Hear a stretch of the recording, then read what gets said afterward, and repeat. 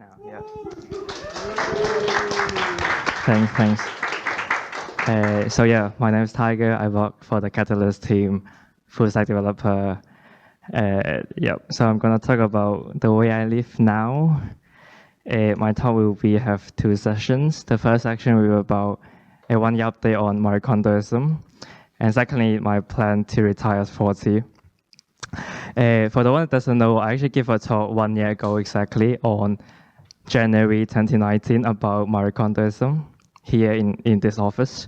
And that's 1 year that I've been practicing it. So this is just like a 1 year update, short one. And secondly, I'm going to talk about my plan to retire at 40. And they're linked together. I hope I can make the transition obvious. So let's get started. Why do I start practicing Kondo? The reason is quite simple because my room was a mess 1.5 years ago. But more exactly, my room is a mess for the 24 years of my life. But just for whatever reason, I think it's time for me to fix it. But one example is I have so many things on my desk. So whenever I want to work, I need to put the things on my desk in my bed. And if I want to sleep, I need to do the vice versa. So time for me to fix it. So as you may know, if you know me, whenever I have a problem to solve, I look for books. And lucky enough, I end up in reading this book. It's called The Life-Changing Magic of Tidying Up by Marie Kondo. It was still lying around 1 year ago, actually. My line manager read it, and he recommended it as well. And then there's something called Kondoism from the book. And if you want me to describe what it exactly is, I would just say it's essentialism. What that means is you want to know exactly what are essential to your life on your physical belongings. If you don't need something, you should just throw it away. It's just as simple as that. So it's also a fight against consumerism in my mind. And you might ask, what is consumerism? So this is actually the worst slide in my talk. I make it intentionally because I want to let you know that consumerism is terrible. But it's basically is because we have so much overproduction, then it's way more than what consumer demand. So the manufacturer turned to plant obsolescence and advertising to manipulate consumer spending. But at the same time, I should not just talk too much because that's how all of us here get paid. Well, without further ado, let's look at the results. So this is my bedroom. Right now, I stay with a Singaporean couple, a ensuite. I have a bedroom and a toilet. So this is my toilet, a small one. But as you can see, there's nothing there. And also, if you open my wardrobe, this is what you will see. Not many clothes. Again, not many clothes. And if you open my drawer, this is what you see. Yeah. And also, this is, when you open up the toilet drawer, this is what you will see. And this, I do have some kitchen utensils. I do cook. The one funny thing, a lot of sauce, a lot of rice, 5 kilograms of rice. One funny thing though is for me, kitchen or like sauce is one thing that I can't Marie Kondo for some reason. But anyway, now I have some more bonus pictures. This is my office desk. I'm quite proud of it. It's funny, I need the 2 plants for me to work for whatever reason. And now I have some more extra bonus. This is the flat that I stay in. Like I said before, I stay with this Singaporean couple. And lucky enough, the landlady actually read the Marie Kondo's book. And they are practicing it as well. But I don't think they're as extreme as me, but it is one of the tidiest flat I've ever lived in. So I'm very grateful for them. So now, after I practicing for 1 year, so what are the positive and negative that I experienced? Because I have so many positive that I need to write down. So first of all, just because you don't have many stuff, and I am extremely conscious about the things that I own and where they are, because for each item that I own, I have a designated place for them. So I don't need to find things ever again because I know exactly where they are. And I never accidentally buy things that I already own. I stop accumulating stuff, and I'm less materialistic. I spend less, and I don't need to move around for me to work or sleep like what I had before 1.5 years ago. And moving for me almost sparks joy moving is never a hassle for me, and I'm able to display what I like the most. And also because I have more empty space, I'm able to live in a smaller flat. And I also believe the way that I live now is more sustainable and eco-friendly, because that's the trendy word so far. So for sure, I have somewhat negative, which is quite funny. As you can see, because I have so little clothes that I actually need to do laundry twice per week in order for me to survive. As you can see, I don't have much of a fashion style. That's unfortunate. And I also still haven't figured out how I can go on a 2 weeks holiday. I just don't have enough clothes for that. And also, I'm less sentimental about the gifts from other people, because what usually happens is if somebody gives you something for me, most likely it's not useful, then I just throw it away the minute after they are gone. So, but to me, Kondoism really is just a new way of thinking about my belongings, my physical surroundings. And after it cleansed my physical surroundings, it started to manifest in other aspects of my life. For example, my digital life. I started to question myself, how many applications do I really need for me to survive a happy life? And as it turns out, I only need 20 apps, which still seems quite a lot, but yeah, this is the 20 app that I need. I try to remove one of them, but still, it's not that easy now. But let's see. Let's see what happened after 1 year. But after that, it started to manifest in other aspects of my life. It made me start thinking what are our contemporary way of living and the different social convention that instilled by our parents or by advertisement or whatever. So I have a long list here. For example, my parents always told me, after you start working, you should save enough money to have a mortgage, to buy a flat, or hopefully a big house that you could swim in the garden.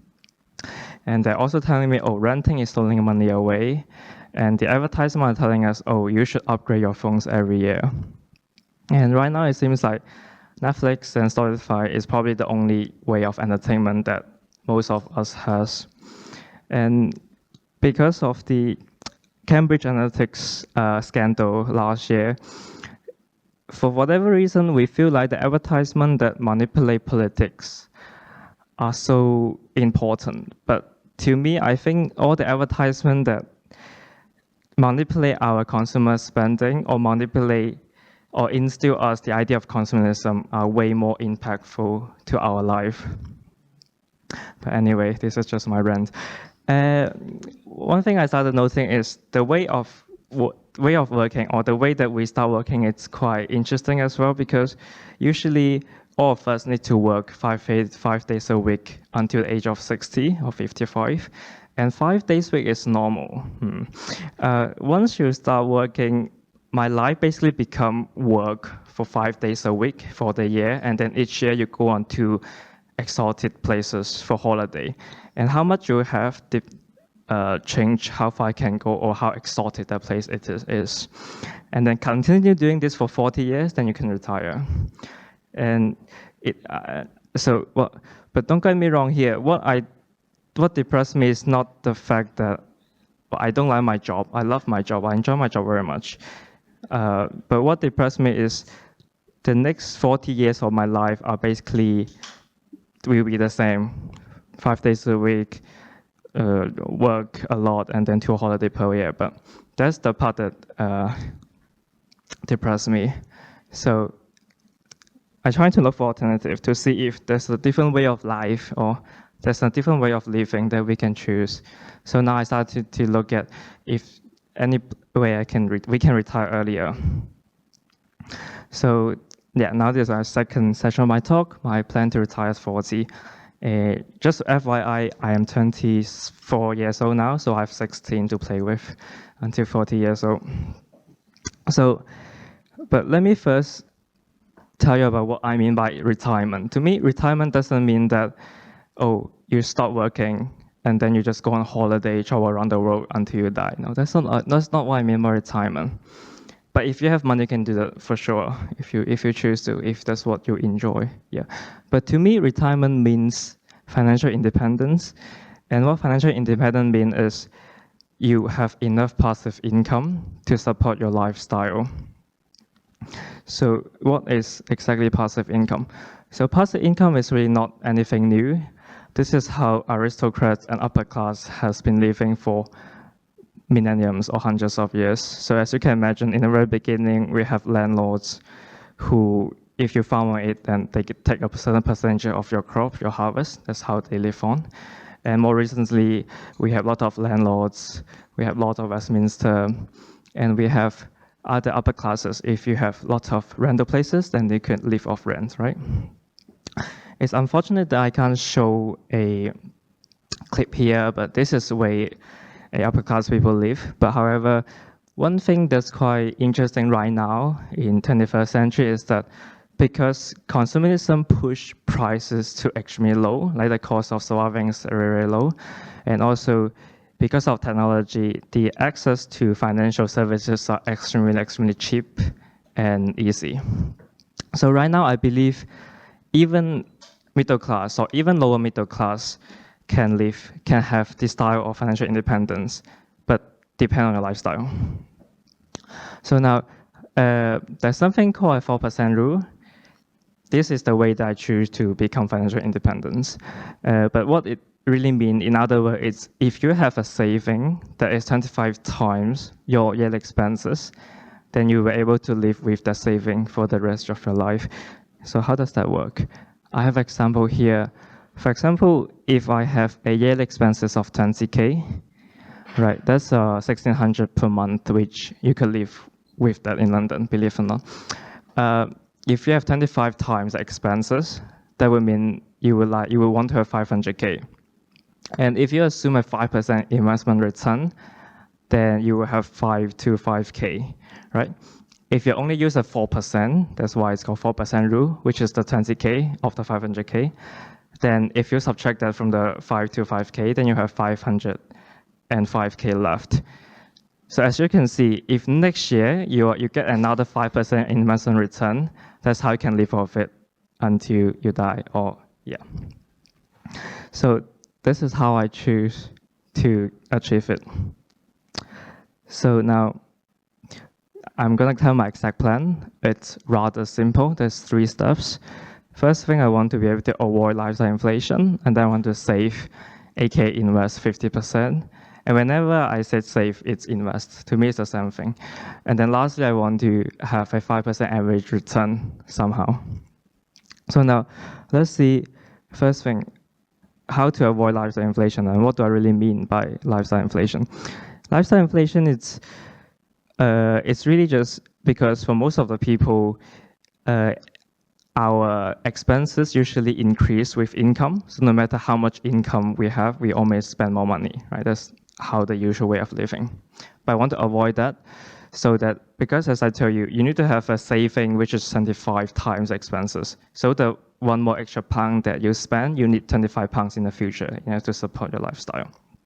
So I want to avoid my lifestyle inflation. What that means is, if I get a pay raise, but maybe I won't get a pay raise anymore, then as long as I get that, I would rather put directly into my saving. So, and then, yeah, that's something I want to avoid. So secondly, I want to save and invest 50%. Right. Why 50% and why I need to retire 40 years? So there's actually something called a calculator, financial independent calculator, or rather early retirement calculator. So as you can see here, if I have annual expenses of 20K, if I want to save 50%, then I need 20K of saving, and annual income is 40K, right? And let's see, so if I save 50%, then I can retire in 16 years. That's when I'm 40, exactly 40. So, however, actually the most important thing in this calculator is actually the save rate. So imagine if you can save 90%, you can retire in 2.7 years. But another way of looking at save rate is, imagine if you have a save rate of 90%. What that means is, if you work for 1 year, you can take the next 9 years off as a holiday, right?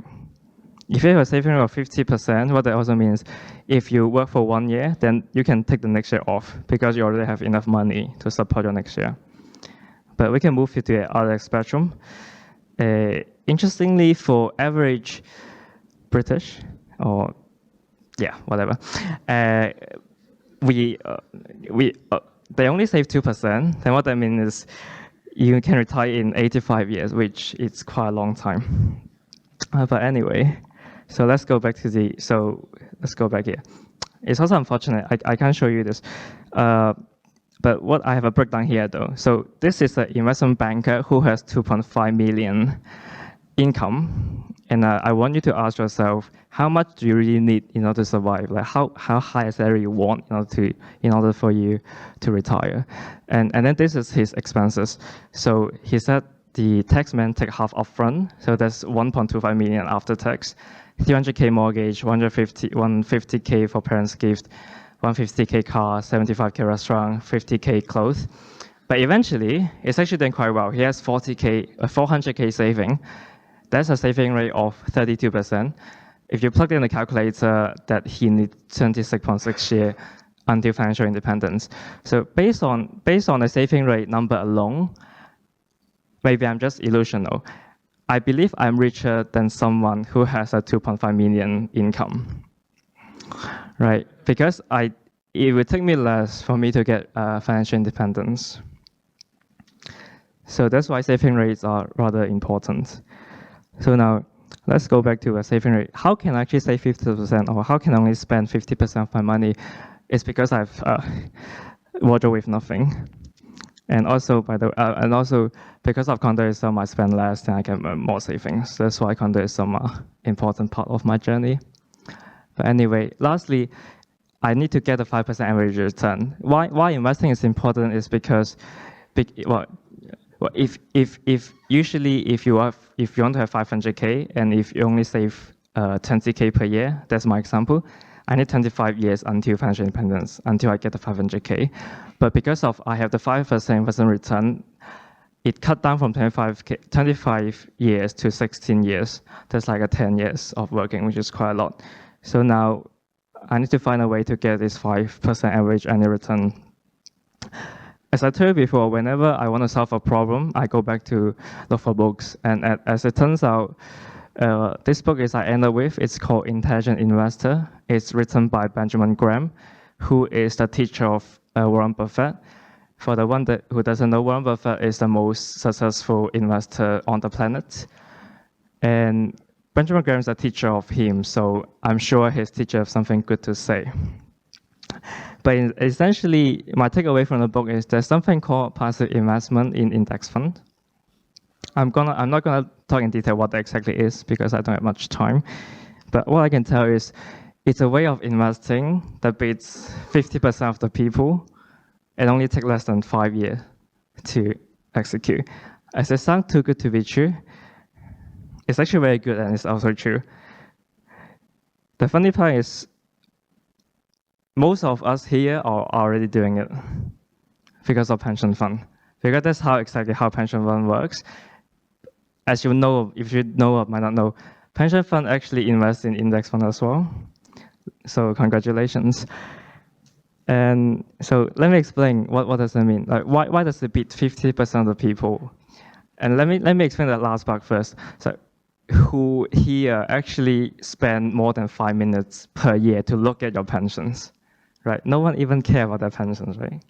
So that's why it takes so little time to execute. The fact that it beats 50% of the people is because the index fund, so it follows some kind of index, for example, S&P 500. And as you may or may not know, the trend here you see is really just the average market return. But what average means, on the other hand, is you beat 50% of the people by spending literally no time. So that's how I choose to invest as well. So this is my exact plan. So I have already set up a direct debit, 50% of my income on the 29th. The reason it's on 29th is because we get paid on the 28th. That's why I can only invest on 29th. So what happens usually is people come in and people comes out, so I don't even can spend this 50% of my income. This is also how exactly the pension fund works as well. A certain percentage of income to go directly to the pension pot, right? If you want to know exactly how I invest, this is how I invest. So 75% go to this US Total Market Index Fund. which I might change next year, but whatever. 15% go to a regular saver with 2.75% interest risk-free, which is quite amazing. So hopefully with that, I would be able to get a 5% return annually in average. So if you wonder what is the average return you get from stock market, I look at the data for the last 100 years in US stock, the annual return in average is 7.5% after inflation adjusted. So 5% is a okay estimation. It's all right. It's quite conservative. It's not very aggressive. So yeah, let's recap a little bit. My plan, only 3 steps: avoid lifestyle inflation, save, invest 50%, and then try to get the 5% average return. Right. So now, one thing I want you to worry about is, if you hear about a 24-year-old standing here talk about investment, you need to start worrying, oh, maybe the next financial crisis is not that far away, just in case. So now, this is the last slide of my talk. I show you my way of living, but unfortunately, I can't show you other ways of living by other people. But what the takeaway I want all of you to have really is just that maybe all of us should spend more time thinking about the way that we want to live. Because what I notice a lot is a lot of people just live the way that other people want them to live, or they live the way that other people want to live, or maybe even we live the way that how advertisement want us to live. But what I want you to do is really think about, as an individual, how you want to live the rest of your life. How do you want to live the way that you really think, oh, this life is worth it? So yeah, this is the end of my talk. I don't know how much time I have for Q&A. So yeah.